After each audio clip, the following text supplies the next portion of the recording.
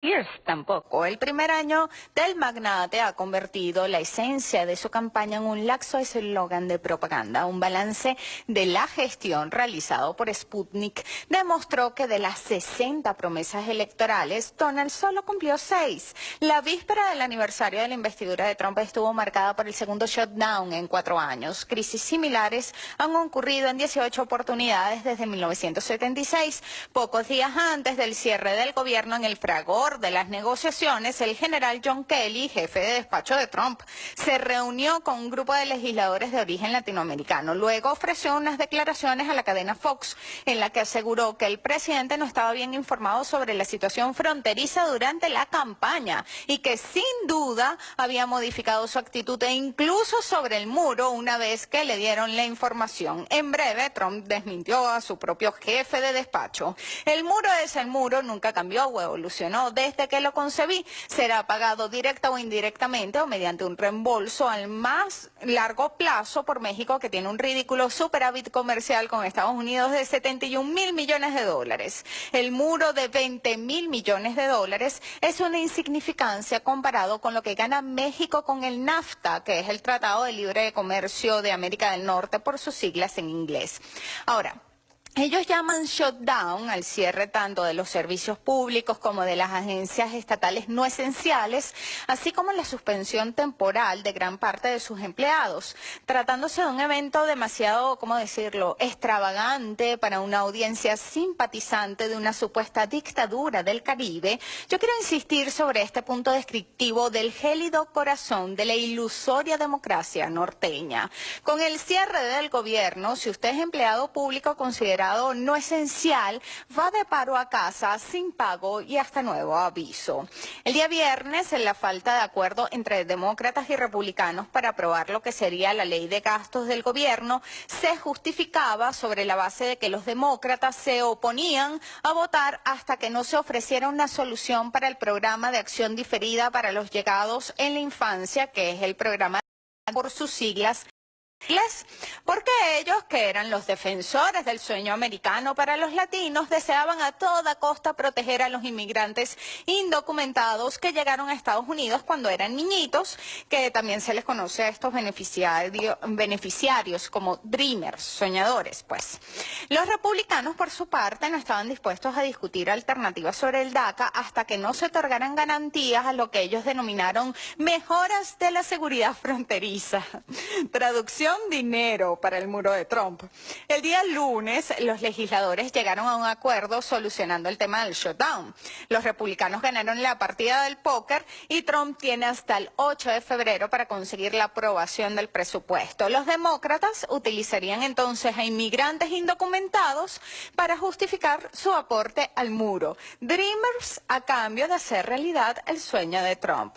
Según RT, Trump prometió deportar hasta 3 millones de personas durante su gestión de 4 años, pero en el primer año de su mandato deportó a 226.119 personas, es decir, unas 165.000 menos que Barack Obama en el mismo periodo de tiempo en el año 2009. Aunque esto sea cierto, las medidas antimigratorias se han recrudecido en los últimos días con redadas, detenciones y deportaciones de dirigentes clave en la lucha por los derechos de los inmigrantes. Aunque Obama no ha sido superado como deportador en jefe todavía, la estrategia de Trump parece más bien orientarse hacia la desarticulación de movimientos que luchan por los derechos de las personas que migran. Este año el presidente Trump puso fin al estatus de protección temporal, TPS por sus siglas en inglés, para casi 60.000 haitianos, 5.300 nicaragüenses, 195.000 salvadoreños. En el caso de los haitianos, muchos de los cuales llegaron a Estados Unidos tras el terremoto que devastó su país en el año 2010, el gobierno de Trump ha tomado rigurosas medidas que les impiden trabajar por salarios más bajos. En una reunión con legisladores, el presidente se refirió describió a los países con estatus de protección temporal como agujeros de mierda. Entre las naciones que fueron descalificadas de este modo se encuentran Yemen y Somalia. Durante el primer año de gestión, el magnate ha ordenado por lo menos 161 ataques aéreos sobre estos dos países, según datos de la Oficina de Periodismo de Investigación. La cifra triplica el número de ataques estadounidenses ejecutados el año anterior. La situación de emergencia en la frontera sur de los Estados Unidos es ignorada por las grandes corporaciones de noticias y también por ciertas ONGs. Qué raro, ¿no? El día miércoles, la Coalición de Derechos Humanos y el grupo de activistas No More Death, es decir, No Más Muertes, emitieron un informe que documenta la vandalización de la ayuda humanitaria que dejan los activistas en la frontera con México para evitar que los migrantes no documentados mueran de deshidratación en el caluroso desierto de Sonora. La acción destructiva es ejecutada por agentes de la patrulla fronteriza de los Estados Unidos y grupos de civiles armados que atacan a los migrantes sin documentación. Los denunciantes aseguran contar con registros de las operaciones de destrucción de suministros de ayuda humanitaria durante el año 2017. La última temporada de huracanes devastó al territorio anexo de Puerto Rico.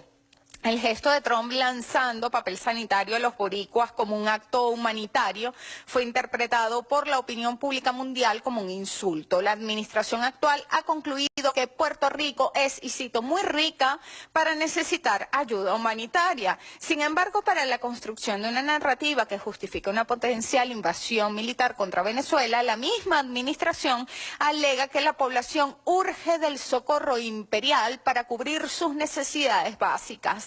En ninguna parte del mundo, ninguna operación militar de los Estados Unidos ha mejorado las condiciones de vida de la población. Y todo lo contrario, los efectos han sido devastadores. Dentro de los Estados Unidos se reprueba también a la gestión de Trump.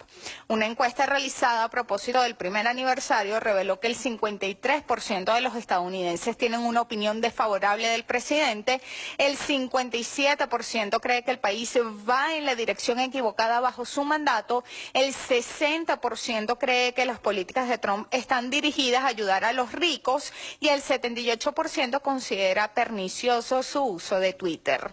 Una encuesta de Gallup en 134 países muestra resultados igual de desalentadores para la gestión de ultraderecha. Estados Unidos ha perdido el sitial de honor en la percepción positiva de liderazgo a nivel mundial, ahora superado por Alemania, que ni siquiera ha logrado conformar un gobierno, y China. Solamente en Venezuela, Estados Unidos ha perdido 9 puntos porcentuales de simpatía. Thank you, Mr. Danger. La política exterior estadounidense ha sido más desastrosa de lo habitual. El juego ha consistido en mantener enemigos y perder aliados. La pretensión de considerar a Jerusalén como la capital de Israel generó fuertes manifestaciones en varios países y la indignación de los pueblos del mundo. Un análisis difundido en el portal Cultura Estratégica considera que en Medio Oriente el American First se ha convertido en Israel y Arabia Saudita primero y en una vendetta contra Irán. En Siria también se ha evidenciado la incapacidad de Estados Unidos para combatir al terrorismo y claro, es que esa es una de las consecuencias de alentarlo, ¿no? Rusia y Siria han logrado acorralar a los grupos terroristas. El único triunfo de Trump ha sido en el terreno mediático, que sospechosa y deliberadamente omite informar sobre los duros reveses que ha sufrido el Daesh en el terreno y la inminente victoria de Al-Assad y Putin en la guerra, que por supuesto esa victoria solo va a poder consolidarse si logran desarticular la recomposición de un nuevo ejército terrorista que planean los mismos creadores de Al-Qaeda y Daesh. El secretario de Estado ha tenido que construir entonces una nueva línea narrativa. Su permanencia en Siria ya no es el luchar contra el Daesh, como decían en el pasado, sino expulsar al presidente Bashar al-Assad, como siempre advertimos, y contrarrestar la influencia iraní. Tillerson aclaró que Estados Unidos no da ni $1 reconstrucción de Siria en las zonas bajo control del gobierno y dijo que animará a sus aliados a hacer lo mismo. La administración de Trump ha amenazado con abandonar el acuerdo nuclear firmado con Irán por considerar que tiene fallas y ha aumentado el número de sanciones contra entidades y funcionarios iraníes. Estados Unidos también realiza grandes esfuerzos por controlar su expansión imperial, pero los resultados son insuficientes, más bien mediocres. James Mattis, secretario de Defensa estadounidense, presentó recientemente la nueva estrategia de defensa nacional en la que consideran a China y a Rusia como, y cito, amenazas más graves que el terrorismo. Trump también ha desatado fuego y furia contra su homólogo de la República Popular Democrática de Corea. Las amenazas nucleares se emiten con muchísima ligereza. Uno de los momentos más absurdos del primer año de la presidencia de Trump fue cuando intentó comparar el tamaño de su botón nuclear con el de Kim Jong-un. Y pues no hay que ser Freud para darse cuenta de lo que se sublimaba en el mensaje, ¿verdad? En Washington el tuit implicó comentarios de escándalo porque es que no existe tal botón nuclear. Citamos a David Brooks. En Estados Unidos, el mecanismo para que un presidente ordene un ataque nuclear está en una maleta que tiene el apodo de fútbol, balón nuclear, la cual es cargada por oficiales militares que está siempre cerca del comandante en jefe y que contiene un equipo de comunicación y planes bélicos. El presidente tiene que identificarse con claves exclusivas para él, las cuales están grabadas en una tarjeta que siempre lleva consigo, el BIS-Kit, para transmitir la orden al Pentágono para lanzar un ataque nuclear. A principios de este año, The Wall Street Journal difundió una entrevista que obtuvo con el presidente estadounidense en la que se aseguraba que el mandatario dijo probablemente tenga una muy buena relación con Kim Jong-un. Trump consideró que el medio tergiversó sus palabras y tras la difusión de parte del audio, pues todavía se mantiene un debate sobre la pronunciación de la frase que utilizó Trump. Pero para dejar constancia de que la política de la sociopatía siga en marcha, el secretario de Estado dijo en una charla en la Universidad de Stanford que los indicios de hambruna y muerte en Corea del Norte son una señal de que la estrategia de la diplomacia estadounidense funciona.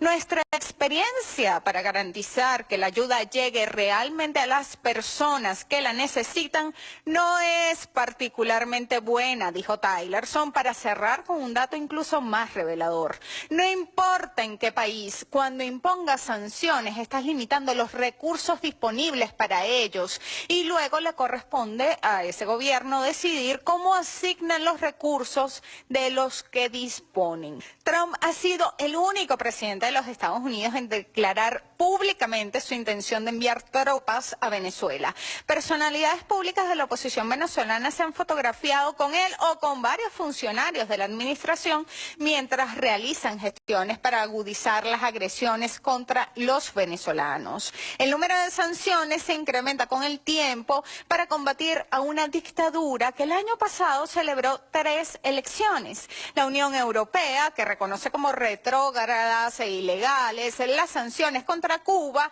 es por orden de Thomas Shannon, promotora de sanciones igual de retrógradas, igual de ilegales contra Venezuela. Para los próximos meses podríamos esperar relaciones más ásperas. Todd Robinson, que es el nuevo encargado de negocios de la Embajada de Estados Unidos en Venezuela, es un hombre con un amplio historial de injerencias en Centroamérica.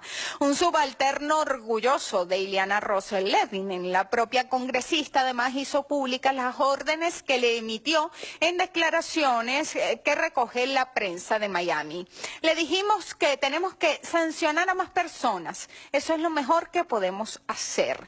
Durante la jornada de diálogo entre el gobierno y la oposición que se efectuó en República Dominicana este 2018, la oposición fue severamente criticada por voceros estadounidenses. Por un lado, salió Marcos Rubio a insinuar que la coalición opositora es susceptible de ser, según él, engañada por el gobierno, y poco después Thomas Shannon reconoció en España que Estados Unidos coordina la red de sanciones contra Venezuela, desplazando a los gestores de la oposición a nivel internacional. Ninguno de los aprendices venezolanos del presidente estadounidense parece ser un potencial candidato presidencial desde la óptica de la Casa Blanca, al menos, al punto de que presionan para que la oposición no inscriba candidatos para los comicios que se van a realizar el primer cuatrimestre de este año. En otras palabras, Mood, you are fired. Mientras ellos reinciden en el odio y la violencia, nosotros reincidimos en el amor y la esperanza. Hasta un nuevo clic.